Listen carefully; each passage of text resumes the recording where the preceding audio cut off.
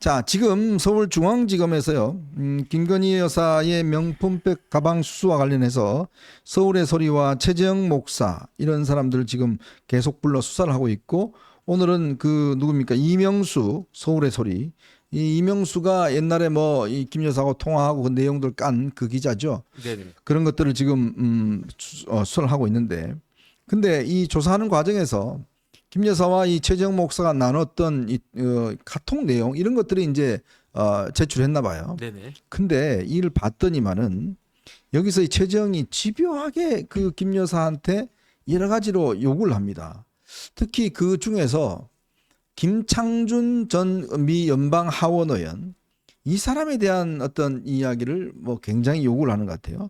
이 사람을 지금 뭐 그 이 국정자문위원 뭐 이런 것들 등등을 좀 해달라라든지 뭐 또 여러 가지 이 사람에 대한 요구 사항들을 꽤 많이 뭐 해요.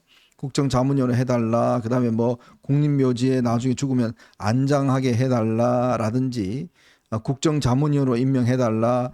미 대통령 만찬에 참석시켜달라. 뭐 이런 요구를 꽤 합니다. 그리고 또 통일 TV를 송출을 재개하게 해달라. 뭐 이런 요구도 해요.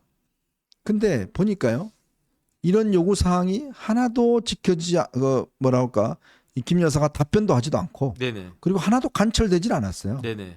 그러면 이게 뭔가 하는 생각이 들어요. 그러니까 어쨌든 청탁금지법의 처벌을 받으려면 직무와 관련성이 있어야 된다라고 되어 있는데 네. 그런데 직무 관련성이 있다라고 볼 수 없는 거 아니겠습니까? 네. 저거는 뭐냐면 그 객관적으로 딱 보면은 그 김건희 여사를 그 함정에 빠뜨리기 위해서 네. 작정하고 달려든 거 아니겠습니까? 그렇기 때문에 그것과 관련해가 그다음 저는 개인적으로 어떤 생각이 드냐면 최재형 목사가 김창준 씨하고 그렇게 잘 아는 사이인가? 그다음에 김창준 씨가 그 최재형 목사 통해 가지고 어이 그 최 목사 저 당신 그 김건희 여사 만난다며 그러니까 나 좀 이러이러한 자리에 좀 앉혀 그 이야기 해달라고 좀 추천 좀 해줘 이런 이야기를 했다는 건가? 네. 일단은 그런 것부터 확인이 돼야 되는 것이 아닌가 저는 그런 생각이 들고요. 어찌 됐든지 간에 그 공직자 배우자를 형사 처벌하는 그런 규정은 전혀 없기 때문에 이 부분과 관련해 가지고 김건희 여사가 적어도 법적으로는 문제될 여지는 없다라고 저는 확신을 갖다 하고 있고요. 네. 그 다음에 이제 직무 관련성이 있는지 여부에 대해서는 지금 최재형 목사 자체가 말이 왔다 갔다 하잖아요. 그 직무 관련성이 있다라고 그러면 자기가 형사처벌 되니까 형사처벌 받기는 싫고 네. 그 다음에 직무 관련성이 없다라고 하면 도대체 김건희 여사 만나가지고 그냥 덕담만 나누고 그냥 끝난 거니까 그건 또 임팩트가 없어 보이니까 또 그것도 그렇고 지금 본인의 태도부터 명확하게 그 정하는 것이 그게 이제 더 필요한 것이 아닌가 저는 생각이 들고요. 그 다음에 저희 그 검찰에서는 빨리 이거 정리해야 됩니다. 어찌됐든지 간에 도대체 이런 말도 안 되는 그런 일 가지고 언제까지 국민들의 그 국론을 이렇게 분열시키는 이런 일이 이런 상황이 언제까지 지속돼야 됩니까? 저는 검찰에서 빨리빨리 좀 진행했으면 좋겠다는 게 제 개인적인 바람입니다. 이 통일 TV란 게요, 2021년도에 이제 KT 그 IPTV를 통해서 이제 이게 방송이 되는데, 이게 진천규 대표라는 사람, 이 양반 옛날에 한겨레 신문 사진 기자였습니다. 근데 이제 아마 북한에 들어가서 북한 쪽의 내부의 어떤 뭐 이런 좋은 면들만 다 찍어갖고 이제 이렇게 방송하고 그랬어요. 그래서 사실상 북한을 홍보해주는 그런 TV였습니다. 그래서 이게 KT가 이거를 방송을 송출을 중단을 시켰습니다. 중단을 시켰는데 이게 결국 통일 TV가 당시 북한 체제의 우월성을 선전했다. 이런 것 때문에 2021년도 과학기술정통부로부터 방송 채널 사업 인가를 받은 뒤에 지난해 7월 달이군요. 이게 지난해가 2022년 7월 달에요. 이게 이제 방송이 중단이 됐습니다. 자, 그거를 이제 이 최재형 목사가 계속 해달라는 거예요. 이게 왜냐하면 사실 북한의 어떤 그 뭐 좋은 면들 이런 것들을 계속 홍보하는 그런 방송이었어요. 네네. 그래서 당연히 그것을 차단을 한 것인데, 그걸 지금 이 최재형 목사가 이걸 해달라고 이야기를 했는데 김건희 여사는 거기에 이런 방구 대꾸도 하지 않습니다. 네네. 이제 그게 다 드러난 것인데, 네. 그러면 결국은 이게 청탁을 하지 않았다는 그 자체가 이제 객관적으로 검증되는 거 아니겠습니까? 네네. 그런데 그런 걸 다 떠나가지고 최재형이 어떤 사람인지를 정말로 정확하게 알아야 돼요. 네네, 맞아요. 최재형이 어떤 사람이냐면은 그 최재형의 어머니가 그 용문산, 그러니까 양평이니까 용문산 근처 아니겠습니까? 네네. 옛날 6.25 때 용문산에 지평리 전투라고 있었어요. 그 지평 막걸리 말씀하신 건가? 아마 거기가 지평인가 그것도 모르겠는데. 지평 막걸리.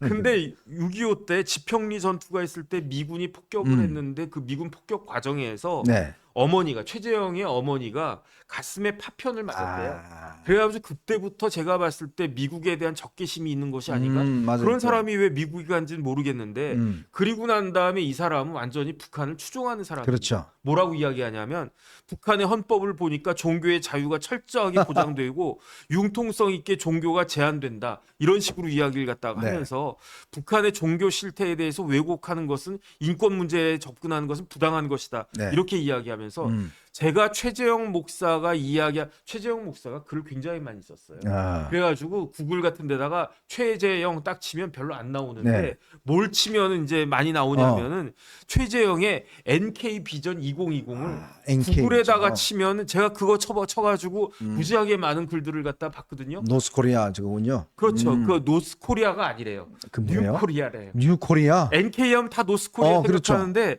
자기는 그냥 뉴코리아래요. 그러면서 NK 비전 2020을 갖다가 설립을 했는데 최재형이 뭐라고 이야기했냐면 북한의 후계자는 혈통에 의한 세습이 아니래요. 뭐래요, 그럼? 그럼 이게 무슨 말인가? 그러면은 김정은이 김일성의 아들이 아니란 이야기인가? 네. 무슨 뭐 그 혈통의 비밀이 있는 건가? 제가 그래가지고 깜짝 놀래가지고 자세히 읽어봤더니 북한에서 후계자는 혈통에 의해서 아버지가 아들한테, 할아버지가 아버지한테 이렇게 물려주는 게 아니고 수령으로서의 자질과 인품이 있기 때문에 김정은이가 수령으로서의 자질과 인품이 있기 때문에 김정일이는 가만히 있는데 북한의 인민들이 와 우리 김정은 같은 사람은 정말로 자질과 인품이 출중하신 분이라서 수령으로 추대되어야 합니다라고 인민에 의해서 추대되고 그러니까 김정일이 어쩔 수 없이 뭐 우리 아들이라 좀 그렇긴 한데 그래도 인민들이 원하고 추대하고 하니까 네. 그러니까 낙점한 것이다. 미치겠다. 이런 식의 이야기를 갖다가 한 사람이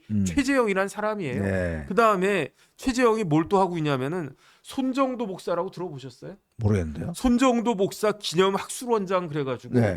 뭐 어떤 훌륭한 목사님 계신가 그랬는데 알고 봤더니 김일성이 만주에서 투옥됐을 때 네. 그때 김일성을 구출해 준 사람이 손정도 목사래요. 그러니까 이 손정도 목사 기념 학술원장 이런 것들을 갖다 하고 있고 네. 이런 식으로 이렇게 그 다음에 결정적으로 2018년 4월에 뭐가 있었습니까? 판문점 회담 같은 거 네, 있었잖아요. 있었죠. 굉장히 남북 관계가 좋았던 때란 말이에요. 그런데 그 좋았던 때인 2018년도 6월 달에 국가보안법 위반으로 조사를 받은 첫 번째 사람이 누구냐? 그게 최재형이라는 이야기예요. 그렇게 분위기가 좋았는데도 그때도 야 최재형이라고 하는 사람 진짜 위험하다. 문재인 대통령 시대 때도 그렇게 위험한 사람이다라고 해서 광진경찰서에서 국보법 위반으로 조사까지 받은 사람인데 저는 진짜 다른 걸 다 떠나가지고 김건희 여사가 어떻게 최재형 목사 같은 사람을 만나줬는지 그게 문제죠, 사실은. 그 다음에 어떻게 그 청와대 그 대통령실에서 김건희 여사야 그냥 고향 사람이고 그러니까 그럴 수 있는데 그게 이제 시스템에서 걸러지지 않았나. 네, 네. 저는 그런 부분들이 좀 진짜로 좀 안타깝고 네. 그 부분이 제일 큰 문제라고 생각이 됩니다. 그러니까 그 부분에 대한 좀 대책을 이게 그냥 뭐 넘어갈 게 아니라 저는 뭐 지금도 마찬가지입니다만은 어쨌거나 대통령과 대통령 부인이 만나는 사람은 이게 국가의 안보나 여러 가지로 중요한 게 있기 때문에 걸러져야 됩니다. 네네. 근데 그 걸러지는 역할을 누가 하느냐? 그게 이제 비서실에서 해야 되는 거거든요. 네. 누굴 만난다. 예를 들어 뭐 대통령이 이현종을 만난다 그러면 이현종에 대해서 쫙 이제 분석을 해볼 거 아닙니까? 다 찾아보고 인터넷 두드려 보면 뭘 했는지 무슨 이야기를 했는지 정혁진을 만난다 그러면 정혁진이 뭘 했는지 쫙 나올 거 아닙니까? 그래서 만나는 사람의 어떤 그 사람이 혹시나 문제가 없는지 예를 들어서 뭐 국정원이나 이런 데서 볼 수가 있는 것이고요. 그런 것들을 제도적으로 하기 위해서는 비서실이 반드시 필요하다. 그게 국민들이 아마 느끼고 있는 일반적 상식일 겁니다. 일반적인 어떤 상식들을 저는 좀 빨리 하고, 그러니까 지금 뭐 수사를 보십시오. 이게 다 이게 드러나거든요. 그러니까 그렇게만큼 국민들의 우려를 좀 더 불식시키기 위해서는 저는 빨리 제도적인 좀 보완들을 이번에 서둘러야 될 것이다라는 생각이 거듭 많이 듭니다. 네네.